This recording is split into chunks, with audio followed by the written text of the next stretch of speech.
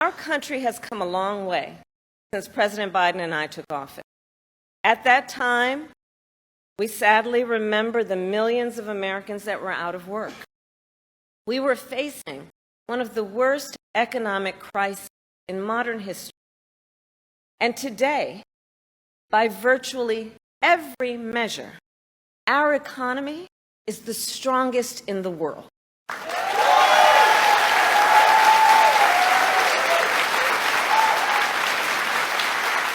We have created 16 million new jobs. We have made historic investments in infrastructure, in chips manufacturing, in clean energy. And new numbers this week alone show that inflation is down under 3%.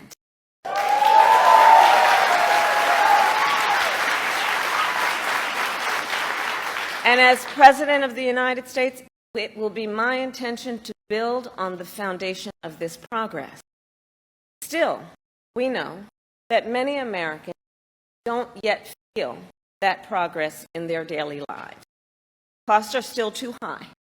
And on a deeper level, for too many people, no matter how much they work, it feels so hard to just be able to get ahead.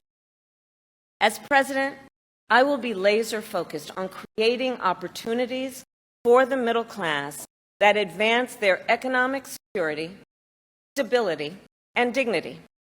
Together, we will build what I call an opportunity economy. An opportunity economy. An economy where everyone can compete and have a real chance to succeed. And today, I will focus on one element that's on the minds of many Americans as they pay their bills at the kitchen table or walk the aisles of a grocery store. And that is lowering the cost of living. A loaf of bread costs 50% more today than it did before the pandemic. Ground beef is up almost 50%.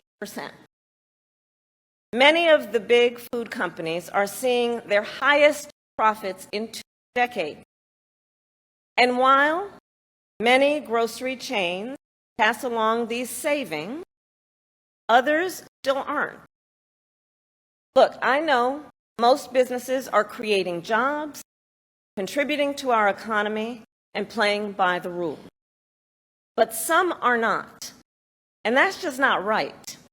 And we need to take action when that is the case. I will work to pass the first ever federal ban on price gauging on food.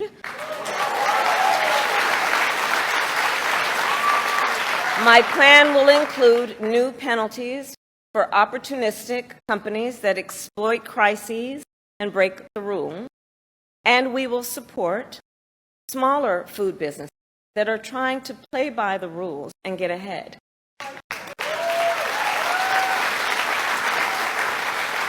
We will help the food industry become more competitive because I believe competition is the lifeblood of our economy. More competition means lower prices for you and your families. I think it's a very important plan because what Kamala Harris is doing, building upon the very important work that was done by Joe Biden, is to attack the source, one of the most important sources of high prices, and that is monopoly power. A lot of big corporations in America have had record profits because they don't compete very hard. There are very, very few competitors, and therefore they don't have to reduce their prices. And who ends up holding the bag? Who ends up paying high prices? Well, obviously consumers. I'll compare what Donald Trump plans to do. He wants to impose what is, in effect, a national sales tax on everyday products and basic necessities that we import from other countries. That will devastate Americans. It will mean higher prices on just about every one of your daily needs. A Trump tax on gas, a Trump tax on food, a Trump tax on clothing, a Trump tax on over-the-counter medication. And you know, economists have done the math. Donald Trump's plan would cost a typical family $3,900 a year.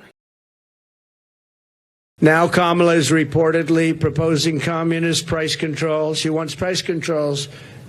And if they worked, I'd go along with it too, but they don't work. Well, there is a huge difference between price controls, which she doesn't want. There's nobody in the administration, the Biden-Harris administration, that has ever talked about price controls. There's a big difference between that and actually making the market competitive. In fact, this is the opposite of price controls. When big corporations have the kind of power they have over prices, they control prices. When you have more competition, when you get rid of monopolies, you actually force companies to do what capitalism is supposed to force them to do, and that is compete. Compare my plan with what Donald Trump intends to do. He plans to give billionaires massive tax cuts year after year. And he plans to cut corporate taxes by over $1 trillion, even as they pull in record profits. And that's on top of the $2 trillion tax cut he already signed into law when he was president, which, by the way, overwhelmingly went to the wealthiest Americans and corporations and exploded the national deficit. You know, I think that if you want to know who someone cares about, look who they fight for. Look who they fight for.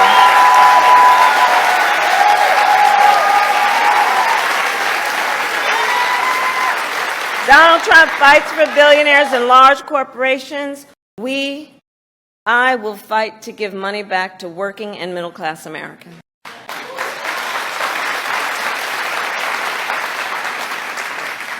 So I'll end with this. 2 days ago, Donald Trump was here in North Carolina. He said he was going to talk about the economy. I think you all watched. You know what I'm about to say. But he offered no serious plans to reduce costs for middle-class families. No plan to expand access to housing or health care. And that, actually, I think for most of us, was not surprising. Because we already know his plans. We know the Project 2025 agenda. So there's a choice in this election. Donald Trump's plans to devastate the middle class, punish working people, and make the cost of living go up for millions of Americans. And on the other hand, when I'm elected president, what we will do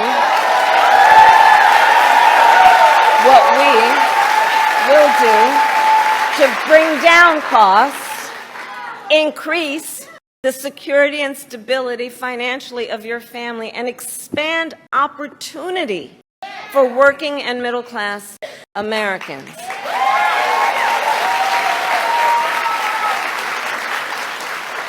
So now is the time to chart a new way forward.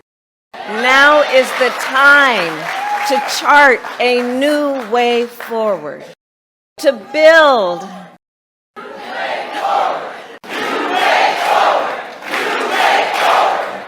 way forward. Yes, a new way forward.